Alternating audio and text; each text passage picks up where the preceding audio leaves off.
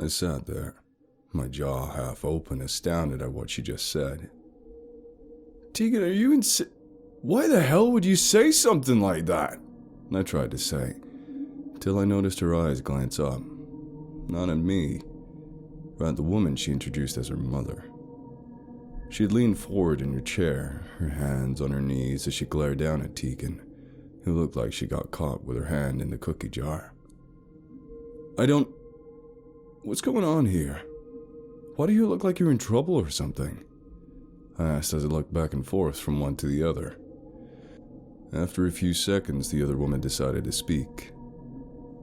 Because I know what you would have had to have done to make you a werewolf, boy. She said in shockingly good English, never taking her eyes off Teagan as she spoke. Alright, werewolf then. Yeah, okay, I'm starting to get some crazy people vibes here, so I'll just head out, okay?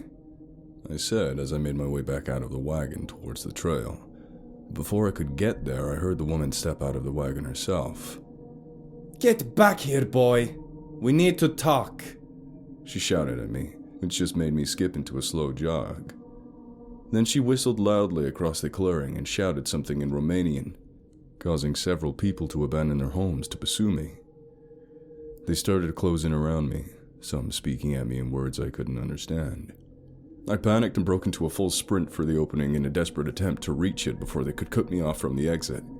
I was getting closer, and just as I neared the trail, I heard 2 more sharp whistles crack out of the wagon, and then, rustling in the bushes up ahead of me as a massive creature rose up out of the darkness and into the faint glow cast by the houses behind it. I slid to a stop on the grass, falling on my back as the towering beast leaned down over me. It extended a viciously clawed hand out towards me as I scrambled to get back on my feet and run the opposite direction. Real. That was real. I wheezed to myself as I tried to catch my breath mid-sprint. Oh fuck, I'm gonna die. Oh fuck, I'm gonna die. Oh fuck, I'm gonna... Ah! I screamed as I was swiftly snatched upside down by one of my legs. I covered my face and squinted my eyes as I got ready to, well, be eaten alive, I guess. I opened my eyes to see that I was being carried upside down back to the wagon, which was then placed roughly in front of. After my initial oof caused me to bounce off of the ground, I looked up to see the woman stare at me for a moment before walking inside, signaling for me to follow. As I walked back inside, I turned to get one more look at what was definitely a werewolf, who was still looking dead at me as it hopped up and down and twisted its neck back and forth. The goddamn thing was limpering up, daring me to try and run again. So, werewolf you say? I asked, walking in and finding a seat. Yes, a werewolf. So, why would you say that? Teagan never bit me. And why is she like that? She looks like she's in trouble. Teagan is embarrassed. Embarrassed? Why? After taking a few more seconds to stare Teagan down again, she answered, Because there are only 2 ways to become a werewolf. You are either born one, or you are turned by being with a female werewolf during her first time. Her first time? What? Oh! Oh, shit. Oh, no. I squeaked. I finally worked up the courage to turn around to look at Teagan, who was now a shade of red I didn't think a person could ever turn. So you're saying that if I'm, that means you'd know me and her... Mm-hmm. She answered with a trembling voice through tightly pursed lips. But how would we even know that? I should not have even asked. Let me see your hand, the woman instructed. Checking for the mark of the beast or something? Something like that, she said before taking my wrist in one hand and my forearm in the other. Snap! The sound of my arm being broken in half cracked through the small room. But in the middle of my screams and thrashing, I stopped as I noticed a sensation. I looked down to see my arm slowly start to straighten and work its way back together as the intense pain began to finally dull and then disappear altogether. Holy shit, I whispered to myself. Teagan, did you see that? She just responded by placing her head in her hands in shame as I felt her mother's gaze start to burn a hole in the back of my skull. Oh crap, I mumbled, realizing what that meant. I was the guy trapped in a room with the werewolf who just learned I took her daughter's virginity the night before. Not how I expected to die, if I'm being honest. Your name, she demanded, resting her chin on the tips of her fingers. Milo. My name's Milo. And I just wanted to say that I'm so... Be quiet. Okay, I whimpered. We have much to discuss, and you will sit quietly as I speak. Yes, ma'am, I said when she paused to make sure I understood. First, you will tell no one of this. Yeah, I know. Clearly that one is already out the window. Second, since now you're one of us, you will learn the true origin of the werewolf. I shifted a little when she said that. As a horror-obsessed nerd, I was actually giddy about learning where they really came from. We are the Romani people. Do you know where we came from originally? She asked, and I shook my head. We came from India long, long ago. This is the home of the Yaksha, ancient guardian spirits who made the first werewolves by mingling with humans. This means most werewolves have a strong desire to protect others. Most? I asked. What about the ones who don't feel overly protective? Follow me, she said, standing up and walking outside. Really? After all the trouble of getting me in here? I mumbled. Once we were outside, I followed Teagan and her mom through the back of the caravan until we found ourselves coming out the other end near the woods. Waiting for us was a set of statues. Creepy-looking statues of werewolves. Werewolves being held down by chains, and in the middle was a staircase leading down into the earth. Please don't tell me we're going down the scary stairs, I whined. They didn't answer. They just walked down the scary stairs and into the dark. About then is when I heard something breathing heavily behind me. I turned to see the werewolf that ran me down earlier, standing there with his arms crossed. You're not gonna let me go the other way, are you? I asked him, to which he shook his head. So I walked down the horror movie steps to catch up with Teagan and her disturbingly young-looking mother. I met them near the bottom where I could start to see light. Is something wrong? Teagan asked me when I got there. Oh, no. I'm just expecting torches or something. The LED Christmas lights kind of threw me off for a second, I answered, looking around at the strings of lights on either side of the ancient-looking stone hallway I was now standing in. Torches are expensive to keep burning. This is not Disneyland, Teagan's mom said as she started walking further into the underground structure. Yeah, and I don't think anyone is expecting to find Mickey Mouse down here, I mumbled, following her deeper into the narrower and narrower tunnel. So, what exactly is down here? Well, my question was answered after we walked down another staircase, barely wide enough for me to fit through. That opened into a huge chamber. Okay, no, seriously, what is in here? I asked again as I looked around the dark room. Then I heard Teagan shifting something around before I heard the flip of a light switch. Oh my god, I whimpered as I stared up at what they illuminated. Only one werewolf has ever denied his calling. You are standing in his prison, Teagan's mother said while I looked in terror, staring up at a gray werewolf covered in cobwebs. Unlike the one outside, this one had to be 10, maybe 11 feet tall, if not more, and was held in place by chains as wide as his entire body. Then it opened its eyes.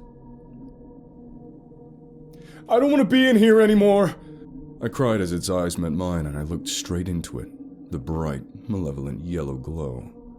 As I stood there shaking, it took a long, deep breath that seemed to pull all the warm air and hope and life out of the chamber. Then, in a sudden motion, it lunged towards me, snatching against the chains, causing the ground itself to tremble underneath my feet so hard that I almost lost my balance as I threw my hands up to shield my face. Once I caught myself, I looked back up and saw something was different. It wasn't gray anymore, or never was. It was covered in so much dust that it looked like it was.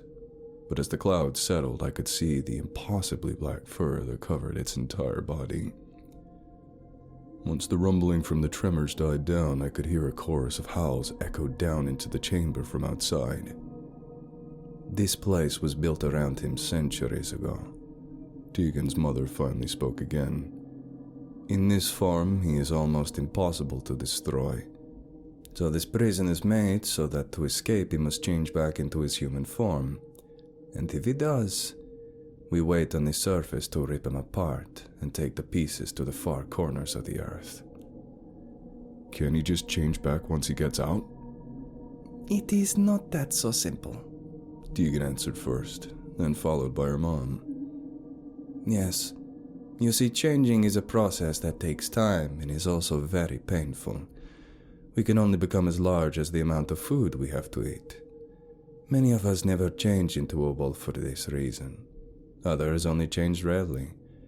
And some change and stay this way forever. The one who captured you has been that way since the prison was built, and there are several others like him who live in and around our village.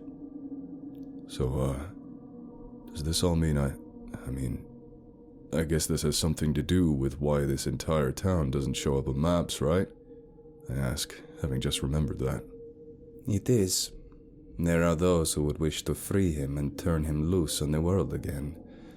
And so we made a deal with a powerful entity in this country, that if they hide this place, make it so that only those who know where it is can find it. We would both guard this prison, and send some of us across the world to maintain balance of the supernatural. Are werewolves really that strong? To which she answered by turning to look at the almost 11-foot-tall monster, held down to its very own prison by tree-sized chains, who was still glaring down at us. Oh, yeah, that's fair, I mumbled. So, can we get out of here now? He keeps staring at me and it's freaking me out. In a moment, Teagan's mom said as she strolled casually around me. You are part of this world now, and you are part of our village, whether you like it or not, she added, glancing over at Teagan, who turned away in embarrassment. So, what do you call him? I asked, pointing over my shoulder. We call him Marele Luprao. And what does that mean? Does it mean something? It means the great evil wolf, Teagan told me. Okay. What? Did you just call him the big bad wolf? After a few seconds of awkward silence, I spoke again. Oh, I guess it is kind of cool if I think about it. I got to go to Romania, get turned into a werewolf the same night I list my sorry. I mumbled once I noticed her cut her eyes at me. So, where's Papa Werewolf? I asked, realizing I hadn't heard much or anything about her dad yet. He does not know me, Teagan answered sadly. Yes. Unfortunately, he left after I told him I was pregnant, leaving only this necklace. And he was not a werewolf like us. Male werewolves are infertile. Only a werewolf female and a human male can make a werewolf child, all of which are born female, Teagan's mom explained. And even this is uncommon. Most of the time, they do not become werewolves and are born human. This is why we are so rare. Oh, I'm starting to get it now. But do you know why, biologically? No, there are not many scientific studies done on werewolves, she said sarcastically. But that is not what you need to be concerned with now. she added, finally walking towards the exit. Once we reached the top of the stairs, they led me into the center of the small village before Teagan's mother shouted something in Romanian. She said everyone come meet your new brother, Teagan explained to me when I asked her. After that, the doors to the trailers and carriages started to open up, spilling their light out into the darkness. Then I began to hear rustling in the woods from all directions, followed by 5 new werewolves leaving the tree line and walking up with the rest of the village. You will return to here tomorrow. There will be festival in your honor. Teagan spoke into my ear as everyone came to greet me. My mother is angry at first, but I think she also likes you. It is tradition to hold festival when new werewolf is made, since it is being so uncommon. Well, that's nice. Ready to go? A voice asked beside me as I walked outside the next morning. What? I asked, confused, as I turned to see Michelle standing beside me. Are you ready to go? I'm supposed to take you back to the bus that takes you to the airport today, remember? Yeah. About that. I think I might be staying a little longer, I answered, scratching my head and looking in the direction of Teagan's pub and the caravan. Found a reason to stay, huh? She said with a smirk. Well, yeah, kinda. Even if it's not completely voluntary, I spoke up at her. But I guess you're off the hook now. I started to figure things out around here. Thanks for all your help, though. Before she got back up on the carriage, she leaned over and hugged me for a second. As she climbed up to her seat, she looked down and said, I think you've helped me too. What's that supposed to mean? I called after her as she pulled away. But she never answered, so I decided to wonder about it until it was time for the festival in my honor, which was something I never expected to hear in my entire life, especially under the circumstances. Am I supposed to go over there, or is Teagan gonna come get me? What the hell time is it anyway? I mumbled to myself, grumpy over not being given more details. Ready to go? Christ, woman! I shouted at Teagan, who snuck up beside me whilst I was lost in thought. You can't do that! You can't sneak up on me and scare me like that, the day after I found out werewolves are real and that, apparently, now I'm one too. Why are you being so nervous? Almost not anything can kill you now, see? She said as she whipped out a small pocket knife and stabbed me in my liver. Ow, what the hell? I shouted, before... Ah! An old woman who happened to see shrieked in horror. Oh, no, lady, it's fine, everything's... I tried to explain, waving my bloody hands around at her, but she fainted. Great. We just killed an old lady.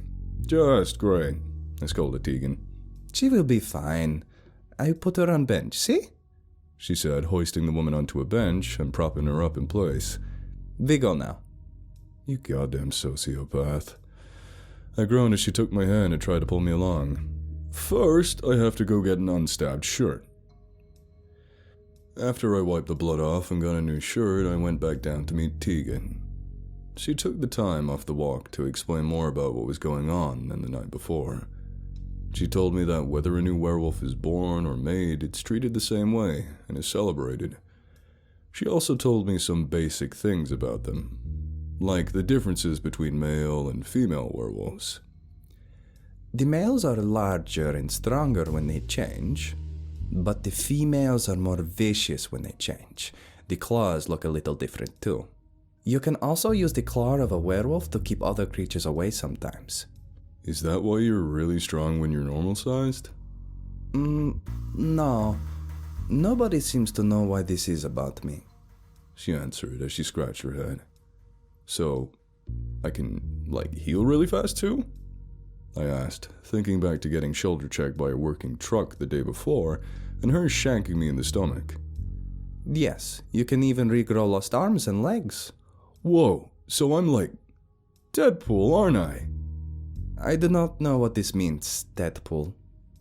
So I pulled out my phone and brought up a few pictures of Deadpool comic panels to show her. Oh yes, I see the resemblance now, she said after looking at them for a few seconds. What about silver? Does that really do anything? Does it burn or something? No, that is just myth. This is silver, you see? She said, raising her chest up so I could see the necklace she was wearing. Hey, that kind of looks like the thingy on Mr. Manhattan's head, I thought to myself as I looked at the strange circular pattern. This was gift from my father. He left it with me, she said cheerfully. But I do not know where silver myth really come from.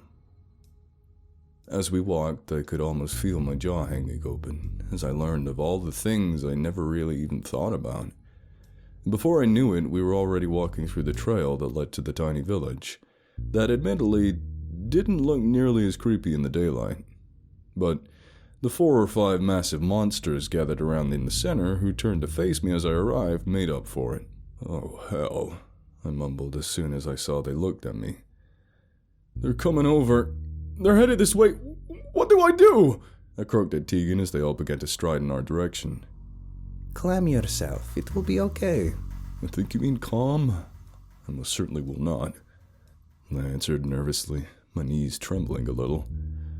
Once they got closer, I was able to recognize the one from the night before by a patch of white fur on his chest. Yep, still just straight up freeballing it, I thought to myself as the difference in our height became obvious. They like you, I think, Teagan says as they stood in front of me. Not too much, I hope, otherwise I might lose an eye. What this means? She asked. Nothing. So what's the deal with this festival thingy? I asked, taking a few steps back and looking around at the other people hustling around, darting in and out of the homes and doing various things. Heads up, Papa! I heard someone call from behind me as a table almost smacked me in the back of the head. I managed to duck just in time to keep from getting cold-cocked. I spun around to see this lumbering gypsy Hercules carrying several tables on his shoulders. Hey, watch... Wait, why is his English so good? I asked, turning to look back at Teagan, pointing over my shoulder at the guy. He has lived in America for some years. He returns just before you arrive here. Yeah, I'll buy that, I said to myself as I began to wander around the caravan, relatively unsupervised. I used most of that time to snoop and poke. Turns out my status as the guest of honor didn't keep me from getting on people's nerves. After getting shooed away from a food-covered table, I found a seat and plopped down. Such a festival for the boy who defiled my daughter. A familiar voice spoke from behind me. I turned to see Teagan's mother standing over me with her hands on her hips. She glared down at me for a few seconds, her body silhouetted against the sun shining behind her. She then grabbed another chair and sat down beside me. In my defense, Teagan did plenty of defiling her Sorry. You seem to be taking all this very well, she said, not bothering to look in my direction.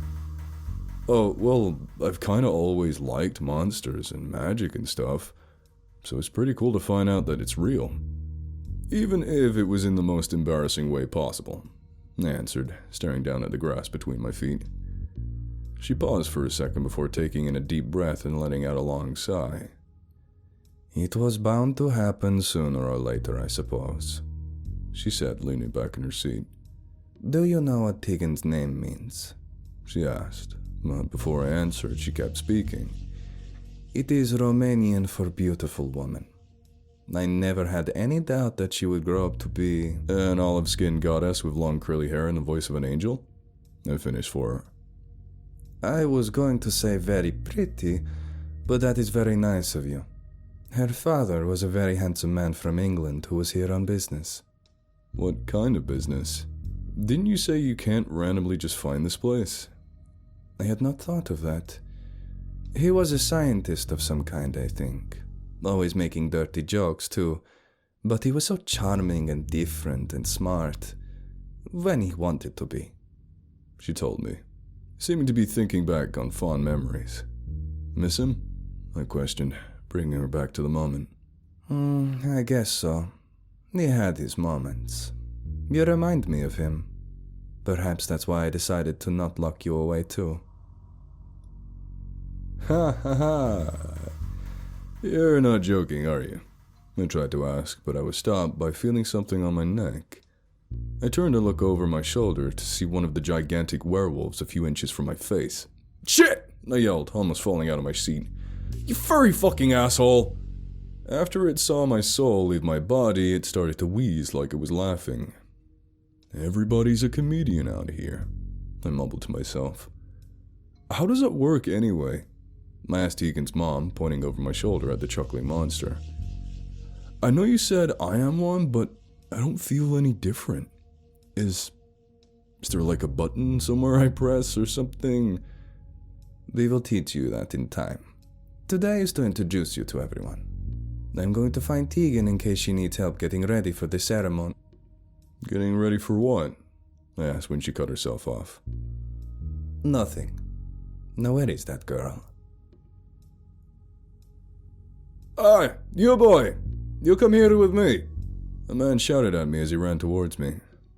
The hell are you doing? I asked him as he pulled me out of my seat and led me off towards some of the trailers. We get you dressed. It is tradition wear. The balding man tried to explain as he dragged me along. He led me into a trailer that was full of traditional-looking gypsy clothes and started digging around, occasionally pulling out something, holding it against me. Are there any color you like more? I kinda like red. Red, yes! I have much red! He exclaimed, diving back into the pile of clothes. What about this? Oh, yeah, that's nice, I guess, I answered as he held up the old-looking clothing. Good, good, take this off, put this on, he demanded as he pawed around and handed me things. This will be most beautiful wedding. What? I crashed through the trailer door, tripping over a loose pant leg and tumbling down the steps onto the grass. Where is she? I screamed, trying to finish pulling up my pants with only one arm through my shirt. Who? Who do you think? I yelled in her face. Oh, she said to herself before shouting something out loud in Romanian, which caused everyone to immediately face me. I took off running as fast as I could, but now everyone in the village was trying to get in my way, arms and legs spread wide open like they were trying to keep me from scoring a goal, causing me to dart back and forth to try and shake them off so I could find Teagan's lying-ass underhanded mom wherever she was. I didn't get far before I felt a familiar sensation of being picked up into the air. The wolf sat me down and pushed me back into a folding chair. A few moments later, her mom walked up to where I was sat. A wedding? Are you kidding me? You said this was a festival! well, there is a festival involved, she answered slyly, with a grin creaked across her face. I never agreed to get married, I shouted back, trying to wiggle out from underneath the paw that was holding me down. Would you let me go? Where the hell am I gonna go? Really? I yelled up at the monster, which didn't budge. I know you understand me, you fluffy prick. I'm not getting married.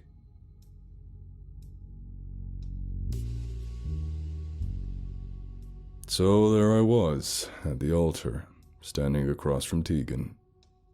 I'm sorry, she whispered softly to me, lowering her head as she spoke.